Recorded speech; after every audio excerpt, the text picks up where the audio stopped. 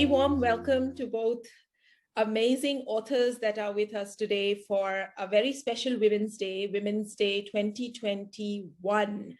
After a crazy 2020 year of COVID, we have seen the emergence of women in several places. It's being talked about that women are now taking leadership roles more than ever.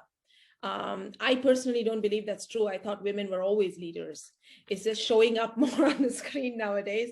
And here we have with us two women who not only leading in their work as authors, but they are thought leaders in a very specific field where spirituality meets history, where spirituality meets epics, where spirituality and feminine, divine feminine meets wisdom of traditions and future science. We have with us two amazing authors, and we are so happy to present them to you today. A very different celebration of International Women's Day. We are the 8th of March, 2021. The world has changed a lot since the pandemic declared itself in a situation that brought the world to its knees. And in times like these, we have seen the emergence of very powerful women leadership around the world, which has kind of inspired us to come today to you to look not in the future, but a little bit in the past. We are with two wonderful and amazing writers, Kathleen Mcgowan and Chitra Banerjee, who are joining us from the USA today to talk about their work, which has explored the divine feminine, the principle of spirituality, and how women across time, across history, have come across to us and how they have shaped our thinking and the way we live today as women, but also as men. So without waiting further, let me just first introduce you to them. Kathleen Mcgowan first. She's had some amazing bestsellers that have been published in more than 50 languages in almost 80 countries. A publisher, Simon & Schuster, declared that she has created her own genre. Kathleen's unique style of telling esoteric fiction of a historical, I would say, importance is it combines unprecedented research with such inspired storytelling. You just can't put the books down, right? I have had these books of Kathleen for, I don't know, I think more 15 years, and I keep returning to them from time to time. Absolute favorites. So she wrote, for example, The Expected One, which is in the Magdalene line series. Yes, the much talked about story of the Magdalene, but wait till you have read Kathleen's books. You haven't read it all. It's based on 20 years of research. She's worked so hard on it, and it just comes across so powerfully. The way she tries to uncover the truth about the importance of women in spirituality in the Western world, the foundation of Christianity, stories that were never told and are so vital for us to explore. Her books continued with some amazing bestsellers that came across, like The Book of Love, The Source of Miracles, The Poet Prince, and now we all wait for her next book, which is on the Anne Boleyn story. Kathleen often says that what can't be put into nonfiction is easier fed to us in fiction. Actually, it's better expressed in fiction. And what difference does it make? The truth is the truth, right? Kathleen's also a regular contributor to the History Channel. She has appeared on series like Ancient Aliens and keeps working. So she lives in the US and is joining us today from there, happy and joyfully. To join us, and Dr. Snehal Deshpande and I are very happy to have with us, is Chitra Banerjee. Chitra Banerjee is an award-winning and best-selling author, poet, activist. She also teaches writing. Her books are just incredible in the fact that they bring to light the lives of some women who, even today across India, are seen as goddesses, and who appear in epics such as the Ramayana and the Mahabharata in ways in which none of us ever thought we should explore until and unless you come across Chitra's books. So, translated into 29 languages, Dutch, Hebrew, Bengali, Russian, Japanese, you name it, right? Her books are powerful because they've been made into, some of her books have also been made into films and plays, like The Mistress of Spices, way back when she started writing. She keeps writing, there's new books coming out. And the two books that I was referring to that we will explore a little bit more as we go ahead in today's Women's Day special is the works that she has written on Mother Sita, as she is so beautifully known, and Draupadi Panchali, a very complex and interesting person that appears in the Mahabharata in a unique light. And Chitraji writes about both these women, but not from a perspective of looking at them, but looking through their eyes at how the world must have appeared to them. And if they had to tell the Ramayana and the Mahabharata, how would they say it? How would they have felt as women, as wives, as mothers, as daughters, as people who were playing such an important role in the I would say, not the drama, because life for them wouldn't have been drama. So if we think history is real and what actually happened, how would these women have played their role, and how would they have lived it, and what would they have gone through? So from the Magdalene and so many beautiful women in history who have shaped history, but who were seen in a very different light, to works as old as the Mahabharata and the Ramayana, we have two women trailblazing, exploring from such a different perspective, and how their works are going to matter to us in the light of Women's Day at this time in history when the world is changing, the world is shifting, and we together as men and women explore the role of women, not only through their work, not only through how they think, but how they love and how they live as mothers, as women in the world of work, but also in the family. So what is this thing that can bring women and the divine feminine and the essence of spirituality that can be birthed by women in our world today? Let's explore this together as Heartfulness Institute welcomes you to this 8th of March special Women's Day webinar. I'm Ekta Bouderlique from Kanha Shantivanam, Hyderabad, welcoming you on behalf of Heartfulness Institute. And we have today with us Dr. Snehal Deshpande, who is the Director of Continuous Medical Education for the Heartfulness Institute, joining us to welcome both our amazing authors. Let's go for it. As your host today, Ekta Bouderlique, I join you from the center of India, from Hyderabad and Kanha Shantivanam Heartfulness Institute. I am working here as a program officer for education in universities. So thank you for joining us.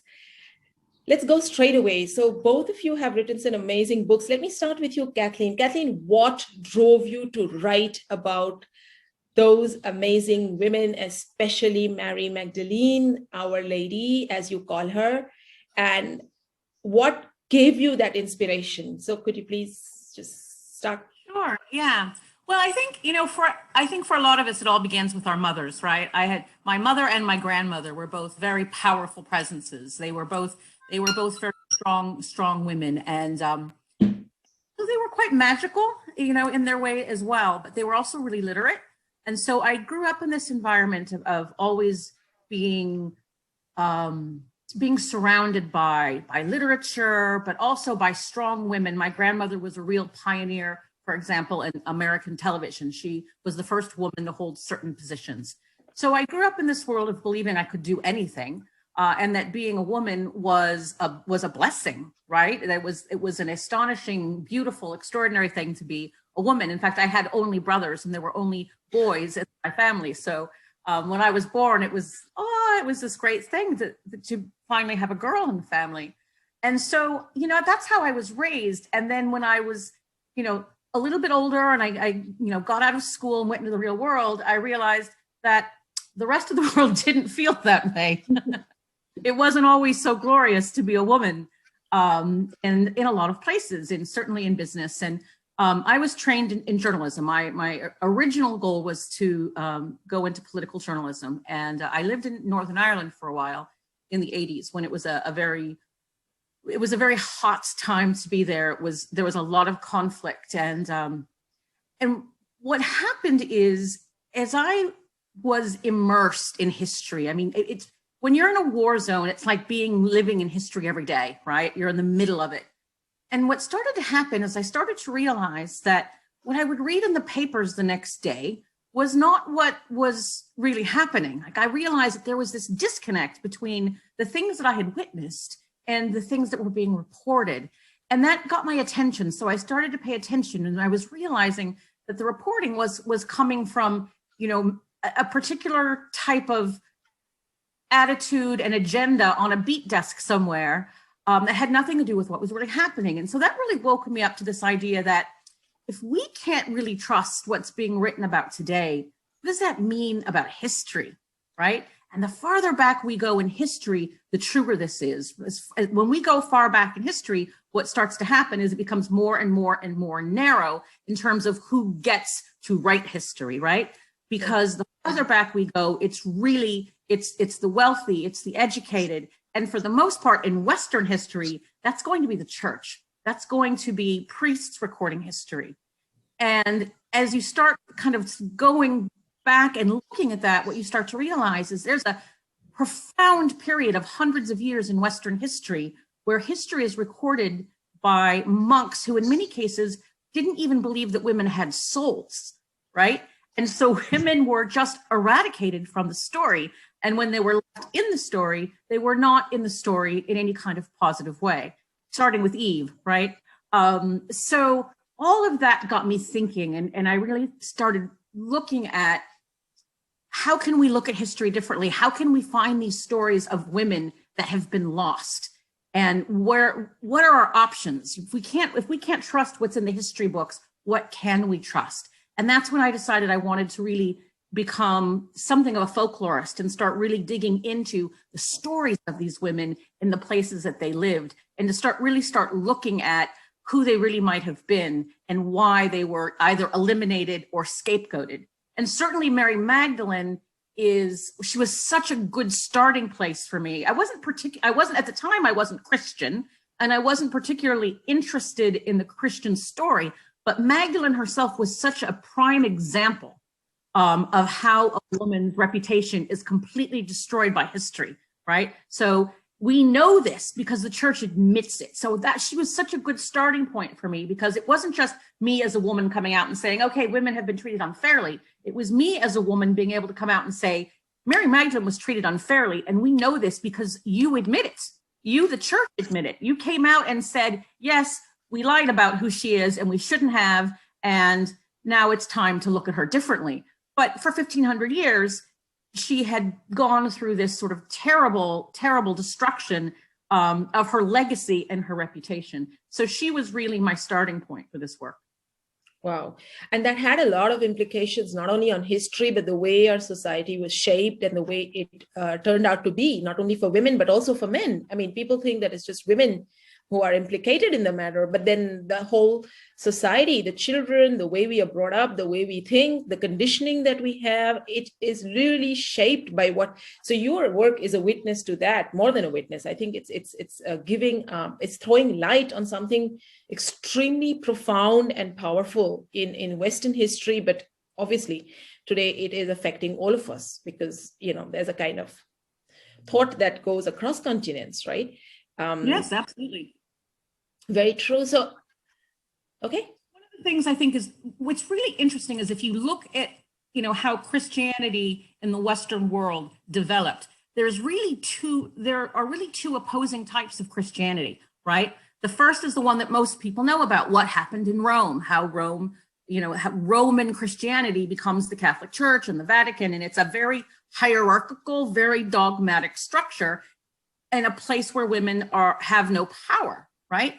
But the Christianity that evolved in France and in certain pockets of Italy, which came directly from Mary Magdalene and the other women who came to Europe from the Holy Land, is a completely different thing, right? It is a tradition of Gnosticism, of gnosis, of self-knowing. It's you and the divine. It would have had processes of meditation, both individual meditation and group meditation. right? It was community-based. It was based on, it was something called the way of love. So what we have on the Western side is we have this extraordinary feminine-based leadership that is teaching about community and love and working together. And then what happens over here in Rome is we have this very hierarchical structure. You know, what happens is Christianity becomes very Romanized, right? And if you look at the Roman structure, it was always incredibly masculine, violent, toxic in many ways, and totally about the hierarchy. And sadly, what happens in a lot of that situation is spirituality gets completely drained from it, and then it becomes about power. So imagine for a minute what the Western world could have looked like if Mary Magdalene's version of Christianity, which was about love and inclusiveness, was what had been able to grow and to thrive in Western Europe. I think we would be looking at a very different world today. Yeah, we would be. And I think maybe we wouldn't be here having this conversation. And I wouldn't be on the brink of tears thinking, oh my God, you know, this is an interview. I better not put that. I better not have those tears, because I'm done making excuses for having tears, for saying that I have a feeling. You know, I was just telling Snehal before you guys joined that, you know, I'm done making excuses saying that, you know, I feel something is like this. And I have half the men in the room telling me, hey, stop that right brain thinking. That doesn't work. Okay. I mean, this is where we are here, at least in India. I still face that every day. Right? So yeah, this is something that what you said makes a lot of sense. We'll come back to Catharism and what you were speaking about, the early version of Magdalene's wisdom and how the women had preserved something. Let's go to Chitra with the same question. Snehal, maybe you'd want to ask her. Sorry, I was on mute. It was a wonderful conversation both of y'all were having, and it was just flowing. So the spirit of womanhood, the spirit of being of a person who you are, more than the woman in you, you want to be respected as a human being. And we are, more than being leaders, I think a woman creates leaders. That's what she is destined to. So creating leaders, and when I see your books, Chitra, I'm a great fan of all your books, and they are there on my, as I showed you last time, with me always, because I just flip and I say, okay, this quotation is good, this is good, this explains the way you've expressed about love in Sita, with Ma Sita. It has been wonderful. So I would like to ask you, the first question is, what really drove you to write your books on the glory of the feminine aspect of the divine? Whether it was Sita, whether it was Draupadi, what was it that drove you? That's a great question. And really, as I was listening to the conversation, I was also struck by how similarly we sometimes think when we're thinking about the importance of women and toxic masculinity, which sometimes, you know, is just the way things turned out to be. Not necessary that it should have turned out that way, but that was the way of history. That was the way of physical power often. So in rewriting the stories of the Ramayana and the Mahabharata from the point of view of women in my two books, The Palace of Illusions with Draupadi at its center and Forest of Enchantments with Sita at its center, the first thing I'm doing is the placement of these women, because, you know, as you just heard, often the women's stories are pushed aside, even if they had been important characters. A lot of what we learn about people or we believe about people is the way in which they're presented. Where does the spotlight shine? And through the ages, ever since those epics were written, the spotlight has consistently been put on the men, on things like wars, things like court politics, things like even weapons, which have more actual space in the epics than the lives of the women. So I felt that, however, as I studied the epics, just for my own joy and pleasure, I found the women very, very interesting, intriguing, and people who we could really learn from. So I wanted to put Draupadi and Sita at the center and also give them their own voice, give them their way of speaking to us across the centuries. And what I wanted to capture were those thoughts that were never given to us in the original epics, although the writers of the epics, the original writers, were great writers. And so they hinted at the complexity in these characters and the greatness in these characters, and also the human failings in these characters, which is something that I'm very interested in showing, that great women can have amazing and interesting lives filled with human failings. There's nothing wrong with that. I think, sometimes we place women on a pedestal and we're really doing them great wrong, because we're saying, no, you can't be human. If you're human, we can't admire you. And so in my creation or my imagining of Draupadi and Sita, they certainly have their human moments. They certainly make mistakes, but they get up from having made those mistakes. They look at their lives and they draw from the calamities of their lives, they draw strength and they figure out, what is my next step? And I thought that that was truly heroic. And that is something I feel women have a lot of, that we are constantly picking ourselves up and going on. As mothers, especially, I think we have to do that. A lot depends on us picking ourselves up and going on, figuring out, okay, here I am in a terrible situation, like Sita is when she is banished to the forest, no fault of her own, heavily pregnant. She doesn't waste time saying, this was unfair. Why should this happen to me? Oh, what a terrible world. She was like, what must I do now? I must bring up these children in the best possible way. And she puts all her energies into that. When Draupadi is in the Sabha, in probably the most famous scene where, she is being treated as an object and her clothing is going to be pulled off of her as a great shame, what is the thing that she learns? She can't really do very much in that situation, but she focuses on her inner strength and she says, why should I feel ashamed? They are the ones who should feel ashamed. So see how she's turning the whole reality of the situation around. Society says, you should feel ashamed because your clothes are going to be torn off. She's like, why should I feel ashamed? I haven't done anything wrong. The people who are doing wrong are the ones who should be feeling ashamed. And, when that scene came to me, it was so important because throughout the world, in many societies, the woman who becomes the victim of violence is often made to feel ashamed for that. She is the one who is shunned later by society. She is the one towards whom fingers are pointed saying, you must have done something wrong. You must have behaved wrongly. You must have been in the wrong place. You must have been wearing the wrong clothes.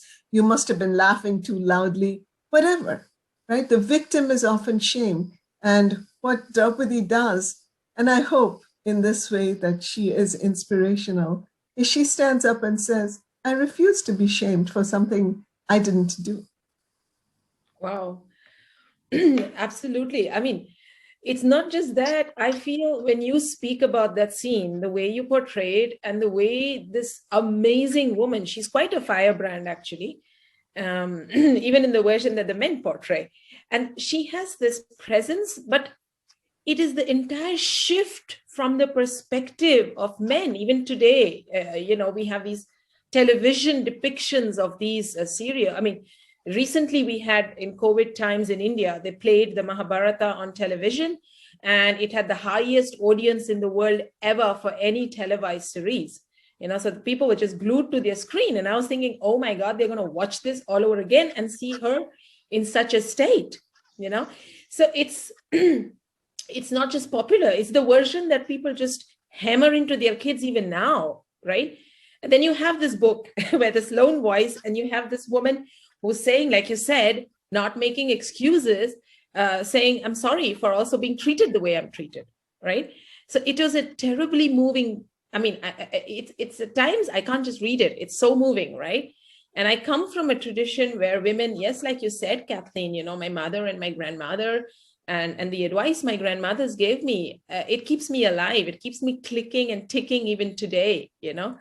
I don't have my grandma with me now. I mean, neither of my grandmas, but they're alive in me, you know, and I think that's in our DNA. Like I was saying recently, that the mitochondrial DNA is responsible for giving us our very, I would say, the base of life. And there, I don't think the father's DNA has much to do. So that's an important part of science too. So, you know, science is going to meet history and literature and convictions and actual beliefs. But before we go there and discuss a little bit more, we'll come back to that, Chitraji. I wanted to ask Kathleen. Kathleen, it is very striking, Ekta, when we are talking of mothers and grandmothers.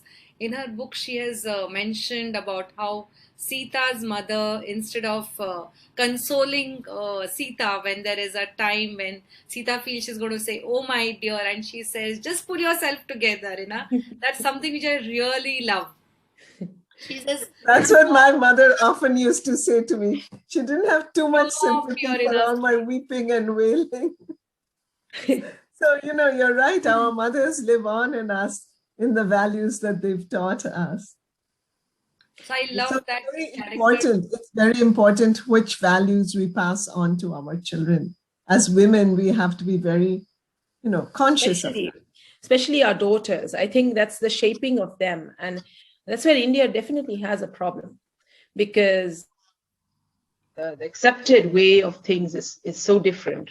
I just wanted to come back to that with Kathleen, because she's speaking about Ireland, but you know, that's a very special spirit, the Irish, and it comes back often in your books, because your books travel all over the world. I mean, you have spoken about women from so many different parts of the world, so many moments in history, from Marie Antoinette and her terrible story of the cake, and Joan, you know, in France, that's quite a character and quite a person.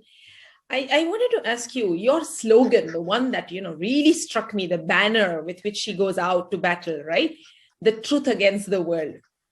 And Matilda's story, one of my favorites. How did that come to you? What is this thing about the truth against the world?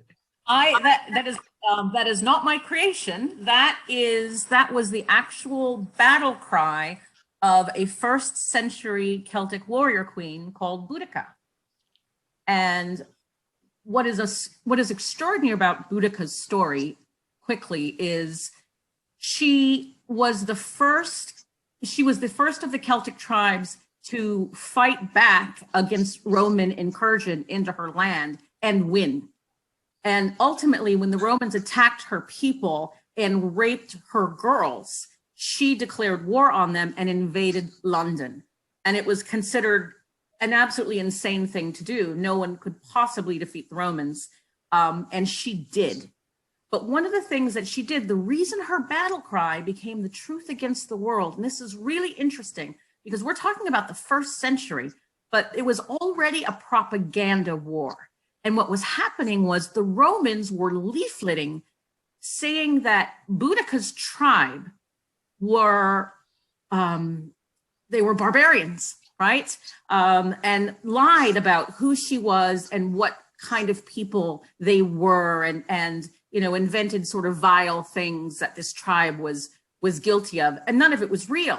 But it's been the same tactic for thousands of years. If you can make your opponent seem like the other, if you can make your opponent seem like someone who it's okay to massacre them, then people will say, look in the other direction when you commit an atrocity, when you attempt genocide, right? And Bouderlique decided that she wasn't going to put up with that. And she was literate, and she decided that she was going to leaflet back. And no one had ever done that, and say, this is not true. This is the story of our people. The Romans are lying.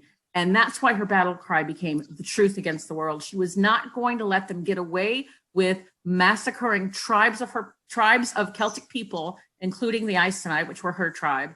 And she was going to fight back and do everything she could to make sure that the truth was being told. Wow. Because this idea of truth, you see, truth comes from deep within, right? And these women, like one very interesting thing you said was she was very literate. She was somebody who knew, somebody who would cultivate it. And most of the times in history, women, till they, of course, banned them from studies, like, or from knowledge or from being literate, women had, of course, the war against the women when the Inquisition carried out by killing off most of the women under the pretext of witches, when they said they were cunning women. The word cunning replaced clever and wise so conveniently. And then we had this terrible moment in the history of the Western world where, most of the women who carried knowledge, who had the depth, were just wiped off, in one campaign which lasted centuries, and it still goes on. It's not done and over with. You explored a bit of that in Mistress of the Spices in a certain way, Chitraji. I was so touched by that book too. It was one of your earlier ones, and it had the makings of what was coming. And I'd love our women who are listening to us today, and maybe I think this webinar is more for men than women. So if they're looking at this and they want to read, maybe they should look at all these women in history and make their own inference and look at the women anew around them. What is it that I have in my life? It's not just about men and women. This is not about Mars and Venus. Unfortunately, the book that has gone all over the world. This is about wisdom. This is about the divine feminine. This is about a principle of feminism, which every human being can incarnate. Today I sit in a room with men and I'm working with them. I don't see myself as a woman. From within, I feel I'm a human being. I'm interacting, I'm working. So my perception of myself as a person, as a being, is who I am, right? This entire categorizing of men and women it's rather unfortunate. And I think end of the day, when we near our time of wisdom, or the crone stage in women, we kind of bring the blend of masculine and feminine polarities into play, and they become balanced, and there is a dance of that, which is why our grandparents are so important to us. But that's not happening. So same thing, right? Well, it also goes back to what you were saying earlier about having men say to you, get out of your right brain and don't be emotional. And that's exactly what is wrong, right? Because talk about an imbalance, right? You're only allowed to be on this side and look at things this way. And that's where we went wrong in the first place, is we lost our balance. Not just, like you said, it's not just between male and female, but we lost the balance inside of us. These men who only want to be on the analytical side, on the left brain, they're missing out. They're missing out on so much in terms of, their creative world, but also they're missing out on their heart. And that's why this return of the divine feminine happening now in the 21st century is critical. It's so important that we are able to live this and nourish us and support all the women around us, because it is time for a heart-centered leadership to take over. Because for too long, it has been the leadership of, the left brain, strictly cerebral. And that time is over. It is time to bring back the balance and bring back the heart and bring back the humanity, the collaboration and the cooperation that is the essence of the divine feminine, rather than the competition that is the essence of the toxic masculine, which sadly has ruled the world for far too long. That's exactly like what we do when you meditate with the heart and you try to reinforce the heart and the presence of the heart. And I'm very fortunate to have had in my life some amazing men, like my father. I have people like, but I must say it, I shouldn't probably be saying it that loud, but Daji, who is our guide in heartfulness, is the most amazing person I know, and his respect for women is unparalleled. I've hardly ever heard somebody speak about women like this and seen it in his attitude, the way he just portrays this idea of women. It goes beyond mere respect, because I think sometimes when you say we got to treat them with respect, it already denotes that you are not, that somewhere they are not worthy of respect, and that, oh my God, let's give it back to them, right? That's not the truth of nature. Nature didn't design anything to be disrespected, be it man or women, right? It's both principles are dynamic, and, the Purusha and the Prakriti, the force and the dynamic active principle, they interact and creation happens, right? So I've never seen anybody this balanced and this beautifully, I would say, welcoming and open, but it strikes more because as today, like you said, it's a masculine world. So yeah, it appears like that. But we've had some fantastic experiences here in Heartfulness. And when we meditate, like you said, something grows from within, that the coming of age of feminism from the heart, like you say, is so critical at this time. So I really think that if people are watching this, the women might want to just plunge deep within and get their source, like your book, The Source of Miracles, it's in the heart. Snehal, you wanted to ask Chitra something. Yeah, before Snehal asks the question, I wanted to respond to some important things that came up because I saw some really wonderful and serendipitous connections. One of which is you were saying that, our daughters especially must learn, and the women who are listening should use the heart to grow. I think it is, and then you mentioned this also, but I just want to underline it. This, whatever wisdom we are talking about today, it's for men and for women. And as Kathleen was saying, there is a male component in women and a female component in men. And we need to nurture that so that we grow as human beings who balance both these sides. And, when we look at our epic heroines, such as Sita, you are so right in saying that down the ages, and especially in the popular retellings and maybe in the popular retellings, TV shows about the Ramayana and the Mahabharata, women have been shown as weak. The good women are meek and mild, and they put up with whatever happens to them. But that is not the truth of these women. And when I researched Sita's character in the various Ramayans that came, in all these centuries, I noticed that Sita was not like that. She was a warrior and she was very strong. And for instance, there's a great moment in the Advut Ramayana where Sita is, she is cleaning the house, and there is the bow, the huge bow of Lord Shiva that, whichever hero picks up that bow is going to marry her, and nobody has been able to pick it up. And Sita, she just picks it up, she puts under it, she puts it down, no big deal. When she was littler, she played with that bow. She treated it as like a toy horse, and she's running around. And it's so amazing that when I was visiting you folks, I had a conversation with Daji. My book, The Forest of Enchantments, had just come out. And he mentioned exactly the same thing. He said, we have forgotten the strength of Ma Sita. And that's the problem. We've forgotten the strength of the women. So we have pushed them over to that one side of the brain. And we don't feel that they have the other side, or that they have strength, or that their strength is something more than just physical strength, because Sita's strength is that. It's much, much more powerful. And the other interesting connection I saw, Kathleen, when you were talking about the kind of smear campaign that the Romans had launched. My newest book, The Last Queen, which is a historical novel about Maharani Jindal, who is the queen of Maharaja Ranjit Singh. He dies, he leaves her a widow with a very small child, and she has to fight to keep the kingdom together and also to protect her son and his heritage. And the British, they really want the kingdom of Punjab. At this point, it is the most powerful, the richest kingdom. They want it for their own. This is in the 1800s.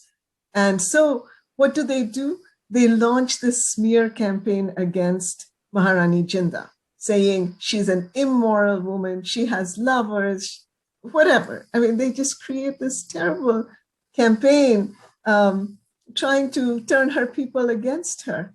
But what is one, and there's treachery within the court, so she's imprisoned. But what's wonderful is from within the prison, Maharani Jinda finds a way to write back, and she, she has spies who are very devoted to her, and they manage to carry these letters out and take them to the Punjabi newspapers where they're published. So she is fighting back very similarly, Kathleen, to what you were saying. So I think, women have to find ways to counter the untruth about them. And every woman will find her own way to do it. It doesn't have to be militant. Sita does it in a very positive manner when she speaks up and says, and there's a smear campaign against Sita, right? The people of the city are saying, oh, she was abducted, so she can't really be a good woman. She can't be pure anymore. And she fights back and she says, on what are you basing this truth? She said, even the gods have proclaimed that I'm pure. And when she is asked by Ram to do the Agni Pariksha, she says no. She says everyone else is innocent until they're proved guilty. Why is it that women are guilty until they're proved innocent? She says, I'm not going to concede to that. I'm not going to accept that. So there are so many wonderful ways of resisting untruth. I just wanted to say that because when you folks were talking, I really resonated with what you were saying. Right. Oh, yes. I think that resonates across geographies, that resonates across history. And that's where I think Snehal and I had this question to both of you, actually. We put them to both of you, and then we'll probably have your views on them. So about the future of women, right? So Snehal, you were. But I interrupted Snehal, so let her. That's fine. I think that was wonderful what you said. You kind of got a lot of things in there. So there's a lot of things which you spoke about, and it covered a lot. But still, I feel when a woman holds herself to the position what she is, that unholding or releasing, as you have said, the unexpected freedom when you know that you're not so important as you assumed. You say that you feel that I'm just in control. So when you let go of that control and feel that freedom of connecting with everyone, that is something which you have really starkly covered in Sita and the way she has dealt with all the situations. So what is it, that spiritual strength, that inner strength, which we as women can pass on to the future generations or create a destiny for the future of the world? How do we look at that? Well, I think, first of all, different women must do it in different ways.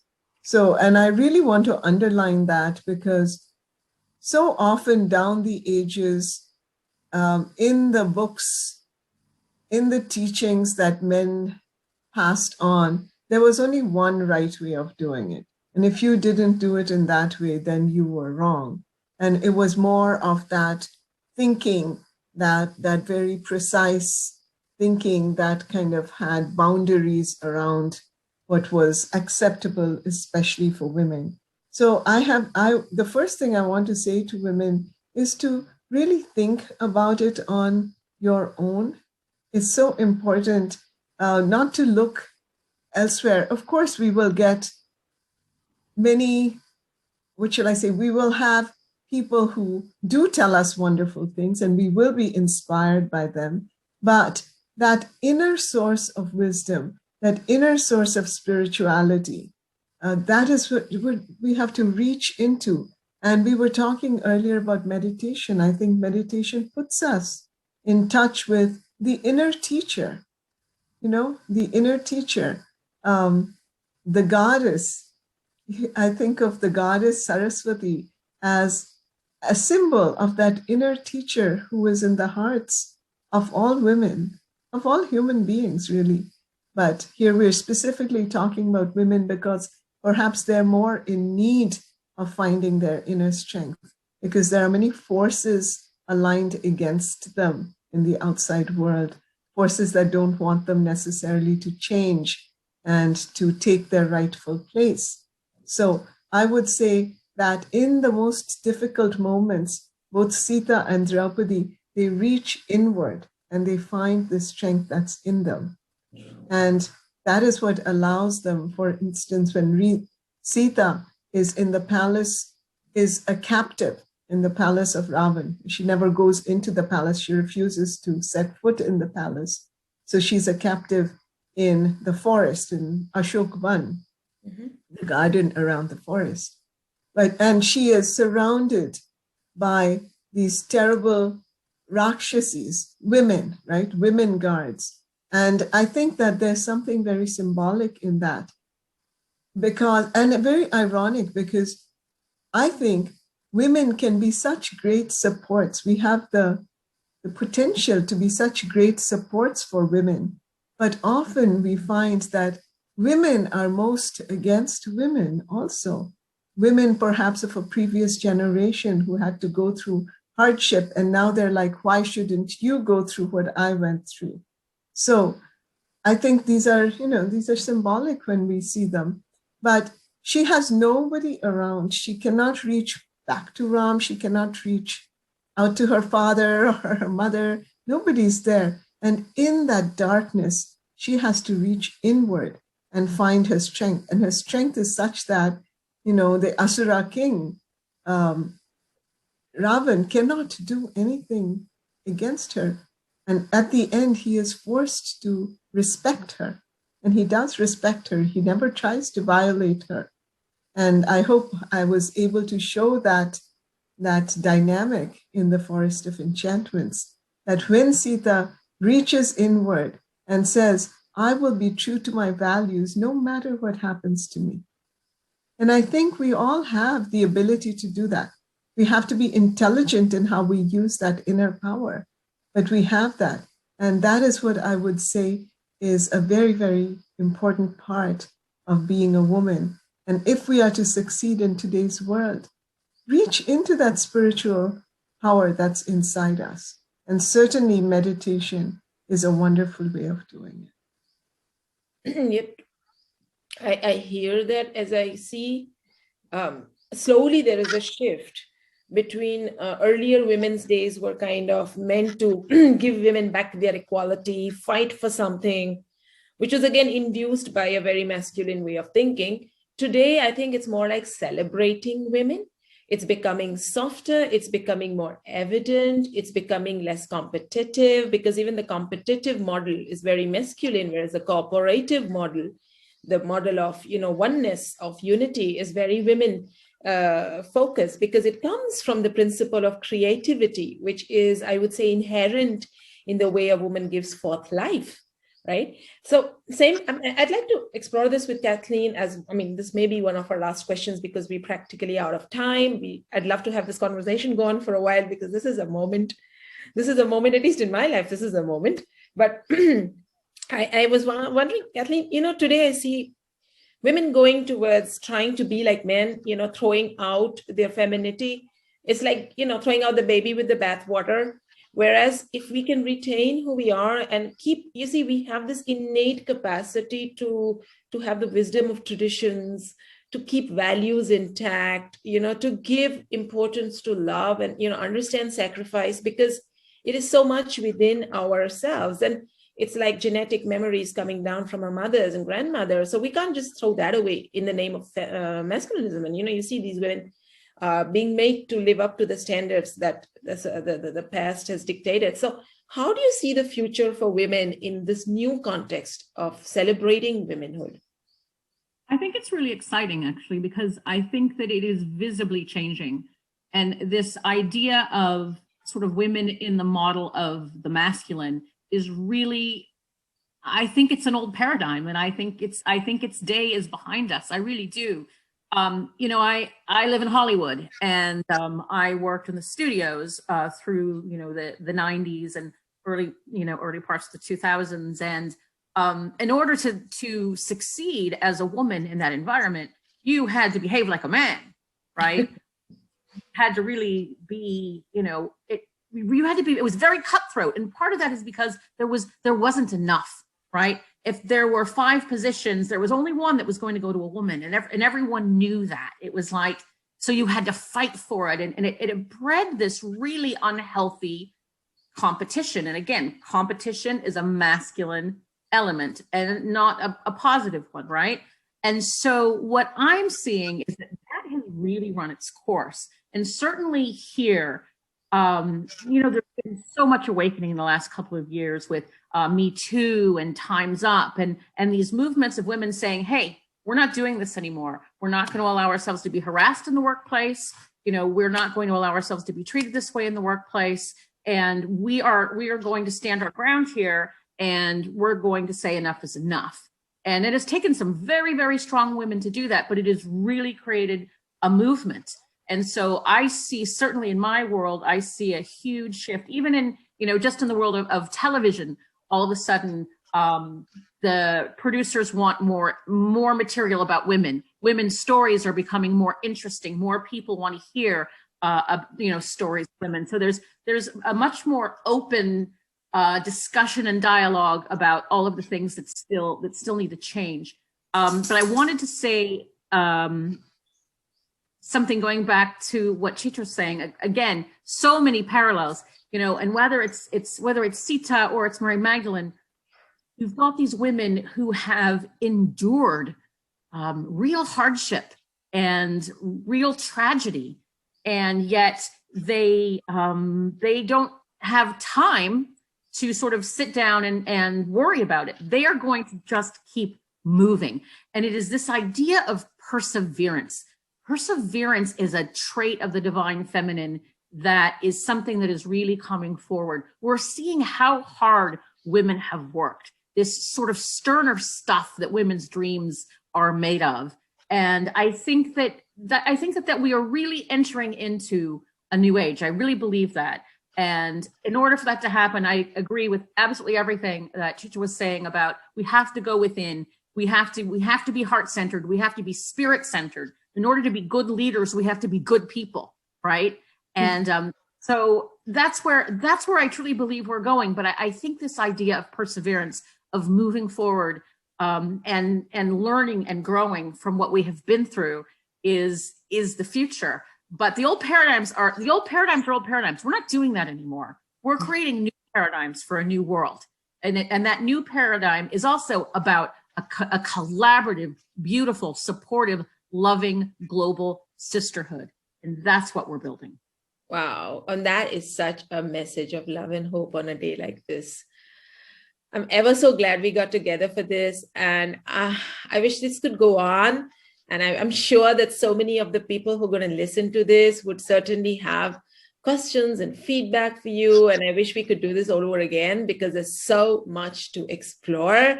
Women as moms, women as, creators, as people who just give forth, life and joy and creativity. There's so much to explore, but we just have this much time. We'll come back to people, I think, with more one day, if both our sisters present with us here, agree. I don't feel like letting you go just yet. So, well, if it's time to go, I just want to end with one thing, because, what Kathleen said really resonated. Perseverance, that is all through Sita's life, enduring, persevering, and without bitterness, and with love. The entire forest of enchantments is an analysis and exploration of love. And I think that as we go forth as women, love is going to be a very, very important part of it. As we persevere, as we tell the collective story, as we hold hands with each other, love is going to be right at the center of it. Exactly right. And that's what I think both of you are saying. It's coming across so beautifully from such different horizons, such different cultures. It couldn't be any more further apart, in history, in time, in situation, and yet all these voices of women are coming through today. And I really urge our people who are looking at this to read the works of these two amazing writers that we have with us today. Kathleen's works, I could never get enough of them. And I'm still waiting for your next book on Anne Boleyn. I mean, really excited. And Chitra, I'm sure you're going to give us something new to come soon. We just hoping, read all your stuff before.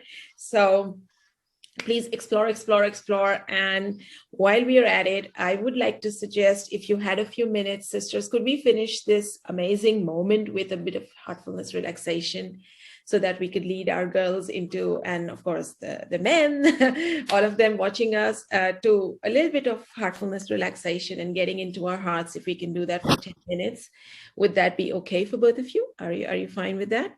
So let's meditate together and relax together. Yeah. Wonderful. Thank you so much. And let's, Snehal, would you lead us? Yes. Thank you, my dear. Am I audible? Yes, you are. Thank you. So as Sister Chitra said about the heart, let's look at the heart and let's start from there. Close your eyes slowly and gently and bring your attention to the present moment. Breathe in and breathe out. As you breathe in all the love that Mother Universe wants to give you. And let that love percolate every cell of your body, relaxing you and rejuvenating you.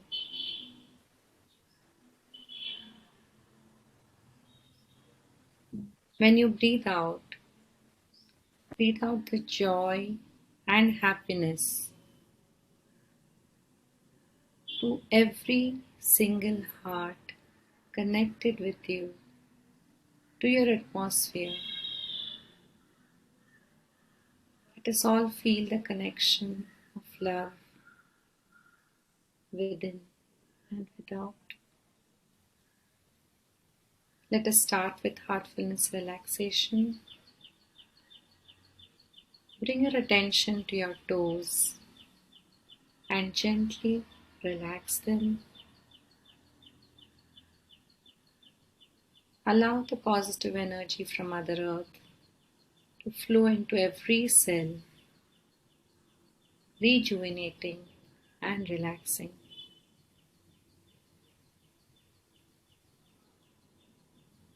Relax the muscles of your feet, your ankles, and your calves.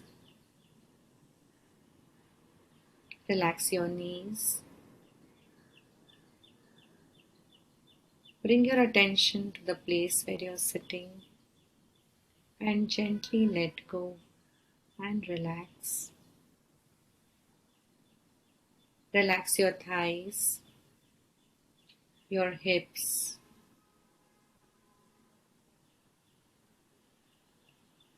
bring your attention to the muscles of your lower back, relaxing them, your abdomen. Every organ within your abdomen is relaxed.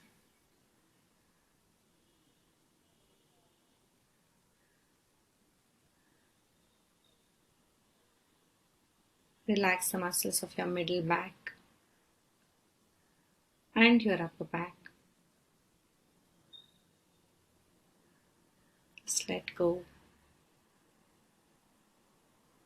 Bring your attention to your breathing once again.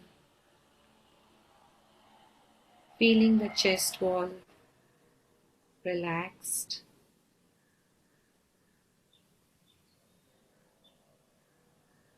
Relax the muscles which connect your neck to your shoulder.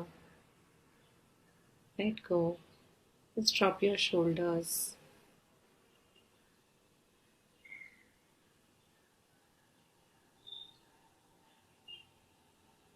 Relax your upper arms, elbows, and your forearms, wrists, arms, fingers, and fingertips. Let the energy from Mother Earth flow through every cell, arms, forearms, fingers, and out through the fingertips. Your entire body is completely relaxed.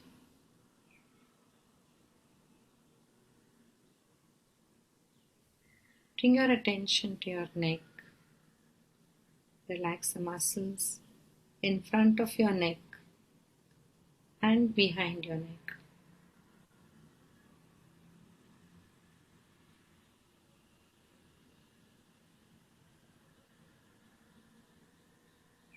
Bring your attention to your face. Drop your jaw. Relax your nose, ears, cheeks, chin,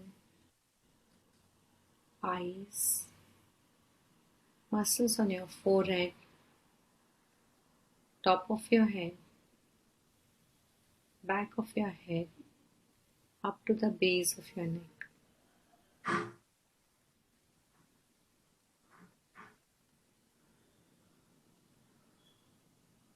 Now bring your attention slowly to your heart in the space of love.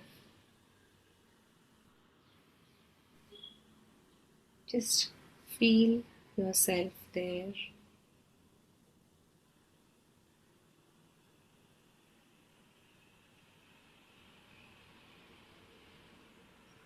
Just feel the love and lightness, the divine light within, attracting you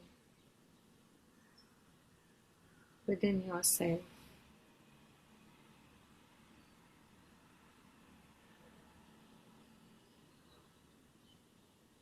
With a prayer to connect every single heart.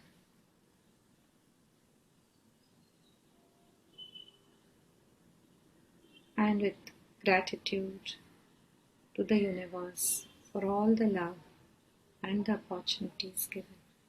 Let us spend few minutes within ourselves.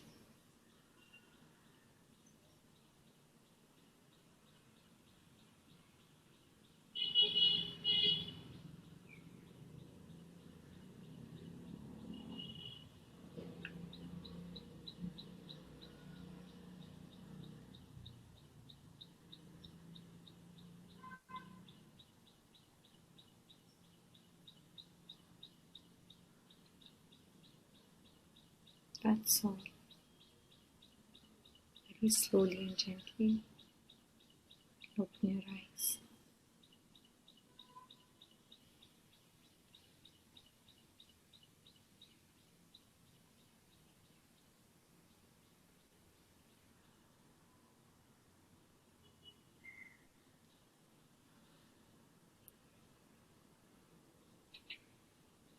Thank you so much, Snehal, for having led us into this moment of relaxation. To complete our exploration of this Women's Day, somebody very special joining us from Kanha Shanti Venam Hyderabad Heartfulness Institute. We have Anila Beraval. Anila Beraval, who is somebody incredible. She's lived in the US. Today she lives in India. And when I say incredible, I mean that her experience of life, the way she has worked in so many different domains. I'm sure there are things that I don't know about her, though I have known her for a long time.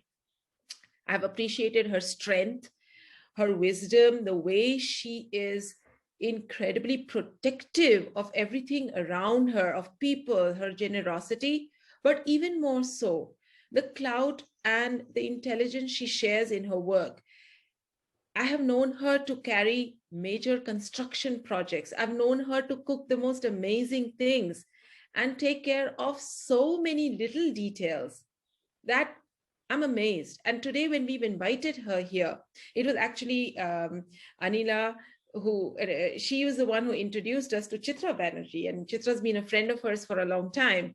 So my question to you is, how do you see, as a woman, as a mother, as a grandmother, which is so amazing, how do you see women today What do you think is a truly successful woman today, right? And how do you think they should take themselves into the future that is coming before us?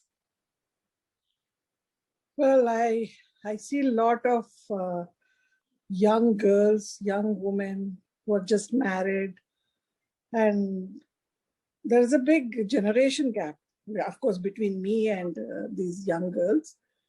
So they're very successful in their careers. They're very successful in handling probably outside world. But I have two daughters, I have noticed. The priorities, of course, is career.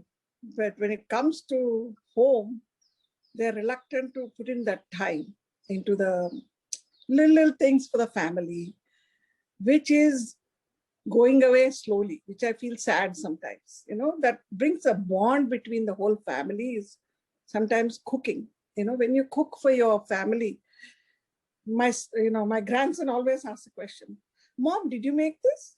The minute, cook made it, his face changes. The minute she makes any small thing, he appreciates it so much. It's very good, Mama.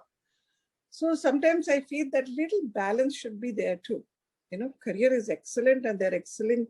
They're doing lots of things in the world, but little balance of, making time for the family. Balance, that's all I would suggest to the young girls who are coming. Even in the ashram, I see a lot of, girls coming in. They don't know anything. Absolutely no cooking.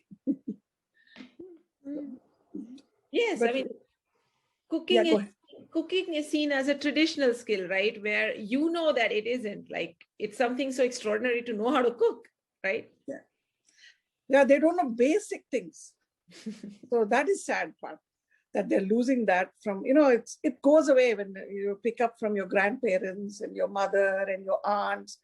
All that it's also something, you have to cherish that, the experience, the tips they give. If you don't catch those, they're gone, we can catch it. We can see YouTube and make it. That's the attitude they have. It's everything on YouTube. I can make it. Not a problem. That's the answer they give. So when it is literally forced upon them, because sometimes here, that you ask the young girls, do you know any cooking? So no. So go learn, So a lot of internships happen. In your kitchen. Yeah, in our kitchen, a lot of internships. So go back and cook. You should be able to survive anywhere. Sometimes there are no restaurants. You have to cook something and eat. So other than that, careers, totally 100% they're giving. Mm-hmm. But, a little bit to the house, family, other things are missing these days. Yeah, it's seen as less valuable, right? Whereas it is truly valuable because, our mothers, I heard once I was interviewing Vandana Shiva, right? And she was telling that today in our world, people look at Master Chef and they look at all these amazing restaurants and they want to go eat outside. But our main master chefs have been our grandmothers and our mothers. Nobody parallels their cooking, right? We've never just had that kind of food ever again. The ones that they made. For example, Daji's mother, 90-year-old, teaching now. And yesterday she taught us dessert. And, the experience she has, like even if she can closed eyes, she can make. And it's, to pick up that kind of a knowledge from her is, it's really rewarding. True. Who will teach you? Who will teach you, right? And our kitchens in India, especially, I think everywhere in the world, all traditions, kitchens are half your preventive healthcare, right? That's how you don't fall sick. Okay, that's how you grow into, healthy bodies and healthy minds and, a lot of love. So you feel enriched, like your grandson, you were saying. And tell me one thing, there's an interesting part of you that you grew up in a family where you learned how to work also, right? You have so much experience. How was that growing up? How did it feel to see all this going on around you and learning these skills, right? Yeah, I worked as a software engineer for 17 years in California, and it was tough to balance children, home, but I managed. I used to cook on a Sunday for 3-4 days so that no one, would starve in the house. And then again, I add one more, middle of the week for next 2-3 days. So Monday through Friday, there was food on the table. And I packed lunches, even to take it to work and to school. And my daughter never loved food from outside. So I cooked. And that is balancing everywhere is very important. I totally hear you. I totally hear you. And I hope the girls that are listening today and the boys, because I remember Daji sending boys to your kitchen for internship just as much as girls. You had, yes. Learn how to cook, right? So yes. It's of course, these days, both the husband and wife are, working and they're managing. Both of them cook. Sometimes, husband, my older son-in-law, always he cooks. And because my daughter is a nephrologist and she hardly has time, sometimes she's on call 24 hours. Oh, wow. She doesn't even get time to cook. So he manages. Of course. He feeds the children, he cooks. So, he always said, this is American life. He used to say that, we have to balance, we have to share everything. True. But that's wonderful. So the success story for the future, I would say in your words, is balance, right? Balance. This is beautiful, right? So everyone should know everything. That's all. You should not freak out. Suddenly something falls on your head. You can't manage. Managing the house is an art too. How efficient you can, you can work at the same time, you can manage the house. So that no one should feel that, they've not taken care of children, husband, everybody equal. And husband also then shares. If you neglect, then, the whole husband wife have quarrels. They quarrel. And there's this whole chemistry that doesn't happen of a happy home and a home where even though we have arguments or we have our issues, there is some kind of a harmony. There's an underlying harmony that gives life to the whole family, right? I think that's very vital. And you can express a lot of love in cooking. That love comes into that part. I've seen my, son-in-law, when she cooks something, oh, I made this for you. That's it. You made his day.